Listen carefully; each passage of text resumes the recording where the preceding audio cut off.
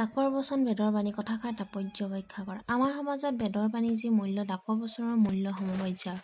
অসমীয়া মানুহৰ সমাজত অতীতৰে পৰা ডাকৰ বচনৰ ব্যৱহাৰ হৈ আহিছে আৰু আমাৰ দৈনন্দিন জীৱনত ডাকৰ বচনসমূহ এক প্ৰকাৰ পথ প্ৰদৰ্শক তথা কাৰ্য নিৰূপক ৰূপে ব্যৱহাৰ হৈ আহিছে।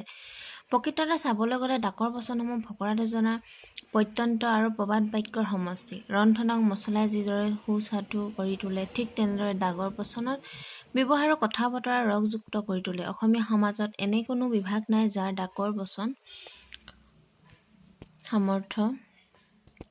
সমৰ্থন কৰি লোৱা নাই। ভোজন, ৰন্ধন, গমন, শয়ন, ৰাজনীতি, সমাজনীতি, কৃষি, গৃহ নিৰ্মাণ আদি সকলো কাৰ্যতে ডাকৰ বচন বহুলভাৱে ব্যৱহাৰ কৰা দেখা যায় যদিও ইয়াৰ প্ৰভাৱ পুৰুষ সমাজতকৈ নাৰী সমাজত অধিক। ডাকৰ বচন বুলিলে ডাক নামৰ কোনো ব্যক্তি বিশেষৰ বচন বুলি ধাৰণা কৰি লোৱা হয়। সমাজত প্ৰচলিত প্ৰবাদ মতে ডাক এজন মহাজ্ঞানী দূৰদৰ্শী পুৰুষ আছিল আৰু মহৰ্ষি বেদব্যাসে যেনেকৈ 4 বেদ ৰচনা কৰিছিল, একেধৰণৰ ডাকেও প্ৰয়োজনবোধে তেওঁৰ বচনসমূহ মুখে মুখে ৰচনা কৰি আহিছিল আৰু পিছলৈ এই বচনসমূহ মানুহৰ মুখে মুখে প্ৰচলিত হৈ মানুহৰ উঠা পোৱা হোৱালৈ মানুহৰ দৈনন্দিন জীৱনত ব্যৱহাৰ কৰিছে। সেয়ে কোৱা হয় ডাকৰ বচন বেদৰ বাণী।